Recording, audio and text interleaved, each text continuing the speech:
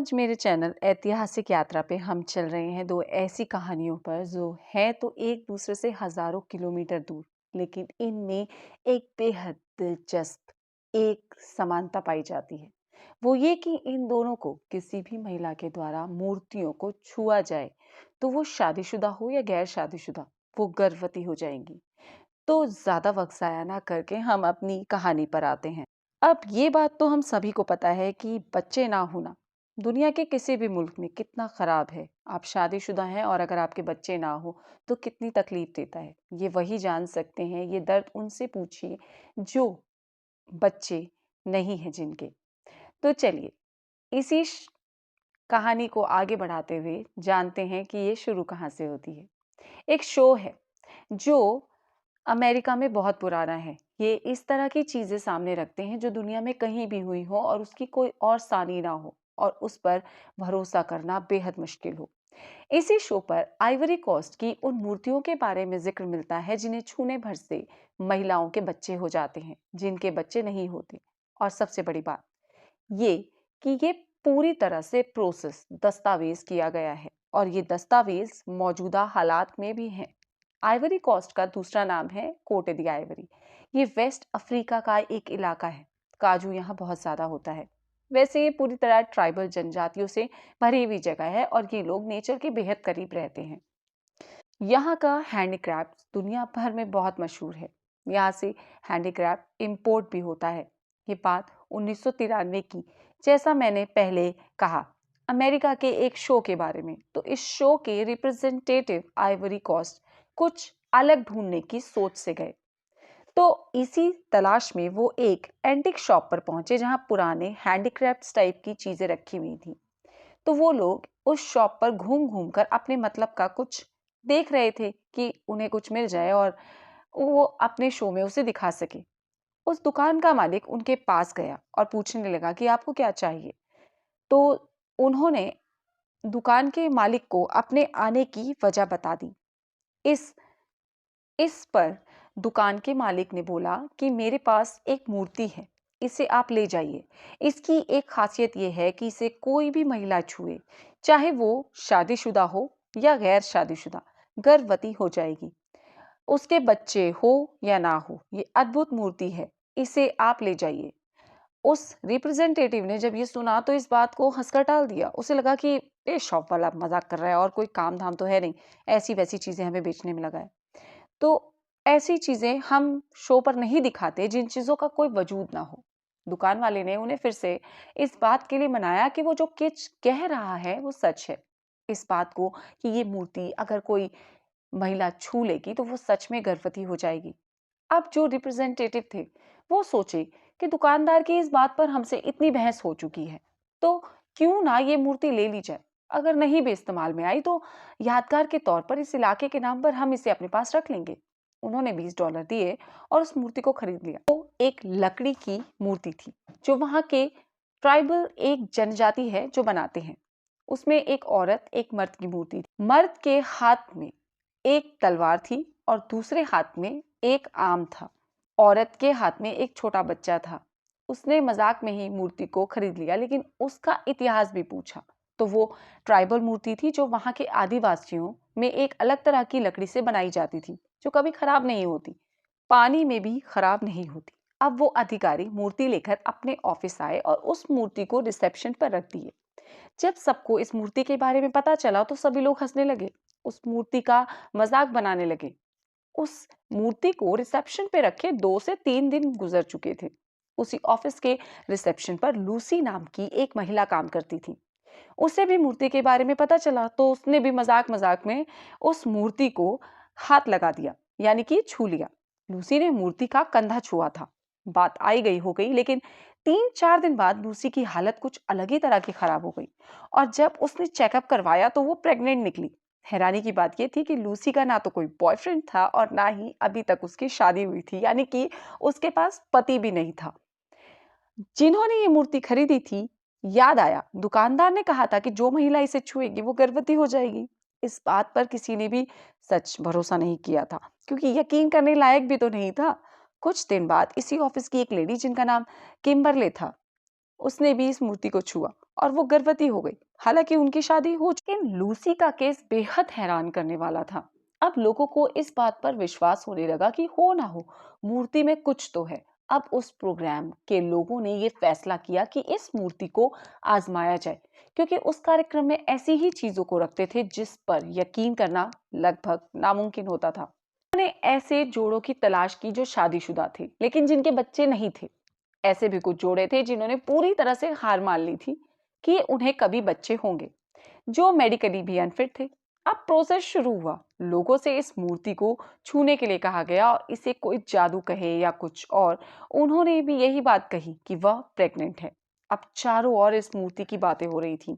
जानकारी जुटाने के लिए एक टीम फिर से आइवरी कोस्ट गई। वहां उस दुकानदार से पूछताछ करने पर पता चला कि ये मूर्ति गिनी के आसपास रहने वाले ट्राइबल्स ने बनवाई थी। टीम वहां पहुंची, लेकिन एक तो लैंग्वेज प्रॉब्लम और दूसरा वो बाहर के लोगों से ज्यादा मिलते जुलते नहीं थे। ये पता चल चुका था कि ये मूर्ति कहाँ से आई, लेकिन किसने बनाई ये पता अब तक नहीं चल पाया। अब दुनिया भर में ऐसी चिट्ठियां आने लगी कि प्लीज हमें इस मूर्ति को छूने दिया जाए, हमारे बच्चे नहीं है वगैरह वगैरह। पूरा ऑफिस ऐसी चिट्ठियों से भरा पड़ा था। तब ये डिसाइड किया गया कि इसे किसी म्यूजियम में रखा जाए और वहां डिसाइड हो कि आगे इसका क्या करना है। तब इसे साउथ कैरोलिना के एक म्यूजियम में पहुंचा दिया गया। म्यूजियम में मूर्तियां देखने के लिए लोगों का तांता लग गया। वो लोग एप्लीकेशन लगाने लगे कि हमारे बच्चे नहीं है, हमें प्लीज मूर्ति छूने दी जाए। अब सरकार को डिसाइड करना था कि वो क्या करे। साउथ कैरोलिना के मेयर ने ये तय किया कि अगर इस मूर्ति में कोई पार है तो ना टेस्ट किया जाए। तब दिन तय हुआ और टीवी पर बकायदा एक शो में जो जेन्युइन लोग थे उन्हें बुलाया गया और उन्हें मूर्ति छूने का मौका दिया गया। जितनी महिलाओं ने उस प्रोग्राम में उस मूर्ति को छुआ, उनका पूरा ब्यौरा दस्तावेज किया गया, एक डॉक्यूमेंट बनाया गया। अब आप हैरान होने वाले हैं, क्योंकि जिन 2000 महिलाओं को इस मूर्ति को छूने का अवसर मिला था वो सब की सब प्रेग्नेंट हो चुकी थी। अब सरकार के सामने एक और समस्या खड़ी हो गई। क्या इस अंधविश्वास को बढ़ने दिया जाए या इसे यहीं रोक दिया जाए? क्योंकि अगर ऐसा हुआ तो मेडिकल साइंस की क्या जरूरत है? ये मूर्ति ही तय कर ले कि छूने से बच्चे होंगे या नहीं। और फिर बाद में ये तय हुआ कि मूर्ति को संग्रहालय में संभाल कर रख दिया जाए, एक एंटिक पीस के तौर पर। और ये मूर्ति साउथ कैरोलिना के उस म्यूजियम में आज भी मौजूद है। हाँ, एक बात जो बहुत खास है वो ये कि सभी बच्चों की जो शक्लें हैं वो उनकी मदर्स पे गई हैं। दूसरी कहानी फ्रांस की है। इस कहानी की शुरुआत होती है चार्ल्स लुई नेपोलियन बोनापार्ट से। उस समय फ्रांस में नेपोलियन का ही राज था और किसी को शाही परिवार के खिलाफ बोलने का बिल्कुल भी राइट नहीं था। पत्रकारों की तो अब दुकान हमेशा सत्ता पर बैठे लोगों को उंगली करने से ही चलती है ना। तो ऐसा ही एक मामला उस वक्त फ्रांस की गलियों में खूब शोर मचाए हुए था। हुआ यूं था कि दिसंबर 1869 में कॉर्सिकन न्यूज़पेपर, जिसमें ला रेवांचे एक कट्टरपंथी अखबार था और दूसरा सत्ता का वफादार अखबार अल अवेनियर दे ला कोर्से दे ला रोका नाम के व्यक्ति द्वारा संपादित होता था, जो आंतरिक मंत्रालय के एक एजेंट थे। ला रेवांचे ने नेपोलियन बोनापार्ट के खिलाफ एक लेख अपने अखबार में छापा था। ये फिर से बता दूं कि हम औरतों को गर्भवती करने वाली मूर्तियों के बारे में ही बात कर रहे हैं। अंत तक बने रहिएगा, तभी जान पाएंगे कि आगे क्या हुआ। कहानी पे वापस आते हैं। 30 दिसंबर 1869 को अल अवेनियर ने अपने संपादक के नाम पर एक पत्र प्रकाशित किया जो नेपोलियन के भतीजे प्रिंस पियरे बोनापार्ट द्वारा लिखा गया था। क्योंकि ला रिवांचे के उस लेख के कारण नेपोलियन की या कहीं शाही परिवार की बहुत ज्यादा बदनामी हो चुकी थी।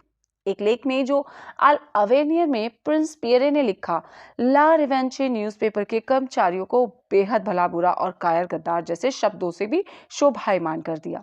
इस बीच ला मर्सिलीज, जो हेनरी रैशफोर्ड को का वीकली न्यूज़पेपर था, इस लड़ाई में कूद पड़ा, क्योंकि ये लेख ग्राउसेट नाम के व्यक्ति से प्रेरित था और ग्राउसेट ला मर्सिलीज के कर्मचारी थे। वैसे मैं बता दूं कि ला मर्सिलीज फ्रांस के राष्ट्रीय गान का नाम भी है। ला मर्सिलीज ने ला रिवांचे के उद्देश्यों को मजबूत समर्थन दिया, जो उन्हें बाद में काफी भारी भी पड़ा। अगले दिन ग्राउसेट में विक्टर नॉयर और उलरिच डी फॉर्नविले को अपने ऑफिस में बुलाया और उन दोनों को अपना संदेश वाहक बनाकर प्रिंस पियरे बोनापार्ट के पास भेजा। यहाँ ये पहली मुलाकात नहीं थी, समझौता पहले भी करने की कोशिश की गई थी। सब बेकार साबित हुआ। आखिर 11 जनवरी 1970 आ गया। नाराजगी अभी भी शाही परिवार की बरकरार थी। तो अब Victor Noir prince Pierre Bonaparte के पास पहुंचे और उन्होंने सब कुछ जो ग्राउसेट ने उन्हें बोलने के लिए बोला प्रिंस पियरे को बता दिया। लेकिन आज प्रिंस का गुस्सा बाकी दिनों के मुकाबले कुछ ज्यादा ही तेज था। उसने अपने रिवॉल्वर को निकाला और विक्टर नॉयर पर गोली चला दी। विक्टर नॉयर वहीं फर्श पे गिरे और मौके पर ही उनकी मौत हो गई। ये खबर ला मर्सिलीज पहुंची तो उनके एक जर्नलिस्ट की मौत शाही परिवार के एक शख्स के हाथों से हो गई और ये खबर जंगल की आग की तरह पूरे फ्रांस में फैल चुकी थी। क्योंकि लोग पहले ही राजशाही से परेशान थे, तो विक्टर नॉयर एक क्रांति का प्रतीक बनकर उभरे। जब राजशाही ने इतना बड़ा कांड किया तो विपक्षी दल को तो मौका मिलना ही था। विक्टर नॉयर रातों रात एक हीरो की तरह उभरे। कहते हैं उनके जनाजे में उस वक्त 1 लाख लोग जुटे थे, जो एक बहुत बड़ी तादाद थी फ्रांस शाही परिवार के खिलाफ। वक्त गुजरता रहा और सितंबर 1970 आया, जब फ्रांस और पर्शिया के बीच में युद्ध हुआ और 4 सितंबर 1870 को सम्राट के शासन को उखाड़ फेंका गया। धीरे धीरे लोग विक्टर नॉयर को भी भूल गए। वक्त 21 साल का गुजर गया। अब साल आ गया 1891। लोगों को विक्टर नॉयर की याद आई। इसी साल विक्टर नॉयर के शरीर को पेरिस के पेरे लाचीज कब्रिस्तान में ले जाया गया। ताबूत कब्रिस्तान लाया गया, उससे पेरिस के इस कब्रिस्तान में फिर से दफना दिया गया। एक तरह से देखा जाए तो 21 साल बाद विक्टर नॉयर फिर से जिंदा हो गया। अब विक्टर नॉयर के कुछ चाहने वालों ने इसे विक्टर नॉयर यादगार बनाने की सोची। उन्होंने एक मूर्ति बनाने वाले को ढूंढा जिसका नाम था जूल्स डालो। अब उन सभी विक्टर नॉयर के प्रशंसकों ने उस मूर्तिकार से कहा कि जैसे भी मूर्ति आप चाहो बनाओ, लेकिन मूर्ति हूबहू विक्टर नॉयर जैसी दिखनी चाहिए और वो ब्रास की मूर्ति होनी चाहिए। मूर्तिकार सोच में पड़ गया, वो किसी मूर्ति को कैसे बिना सोचे बनाए। उसने विक्टर नॉयर के आखिरी मोमेंट को गोली लगने वाला जो था, वो किस पोजीशन में गिरे, उनके बाएं हाथ में उनकी हेड थी, वगैरह वगैरह, ऐसे लास्ट मोमेंट को स्टेचू में बदलने का फैसला किया। ये मूर्ति नॉयर की कब्र पे रखी जानी थी। जब मूर्ति बनकर तैयार हुई तो वो वाकई बेहद खूबसूरत और अच्छी बनी थी। इसे ले जाकर पेरिस के उस कब्रिस्तान जहां विक्टर नॉयर की कब्र थी उस पर फिक्स कर दिया गया। ये पेरिस का सबसे बड़ा कब्रिस्तान है, तो यहाँ लोग हजारों की तादाद में रोज आते हैं। शुरू में तो कुछ लोग यहाँ आए, उन्होंने विक्टर की मूर्ति को देखा और चले गए। धीरे धीरे ये तादाद बढ़ने लगी। कुछ महिलाओं ने विक्टर नॉयर को छुआ और साल बीतने के साथ ही उन्हें बच्चे हुए। ये बात बहुत जल्द चारों ओर फैलने लगी। ये जादू है या कुछ और, पता नहीं। बहुत सी महिलाओं ने विक्टर नॉयर की कब्र को छूने के बाद बच्चे होने का दावा किया। साल 2004 में फ्रांस की सरकार ने नॉयर की मूर्ति को चारों ओर से बाड़ा लगा दिया गया और एक चेतावनी लिखवा दी कि यदि मूर्ति को छुआ और मूर्ति को नुकसान पहुंचा तो कानूनी मुकदमा चलाया जाएगा। इसकी वजह थी विक्टर नॉयर के होठ, कमर और जूते के चमकदार होंठ। लेकिन उनकी पूरी मूर्ति ऑक्सीकृत कांसे के सामान्य हरे रंग में बदल चुकी थी। लेकिन इसी रोक से फ्रांस की महिलाएं इतनी भड़क गईं कि जल्द ही बाड़ा तोड़ दिया गया और मजबूरी में फ्रांस गवर्नमेंट को अपना ये डिसीजन वापस लेना पड़ा। तो कैसी लगी आपको ये दोनों ही कहानियां? मानने वाले हर एक चीज में कुछ ना कुछ मानते हैं, ना मानने वाले तो इस कायनात में चलती हुई ताकत को भी महसूस नहीं करते। इसलिए कहा नहीं जा सकता कि कितना सच कितना झूठ। लेकिन ये कहानियाँ सिर्फ कहानियाँ नहीं है, ये दस्तावेज हैं। इसीलिए मुझे लगा आप सबके साथ बांटने का। तो चलिए, अगर आपको मेरा ये चैनल पसंद आए तो प्लीज़ मुझे लाइक, शेयर और कमेंट कीजिए और मेरे चैनल को सब्सक्राइब ज़रूर कीजिए।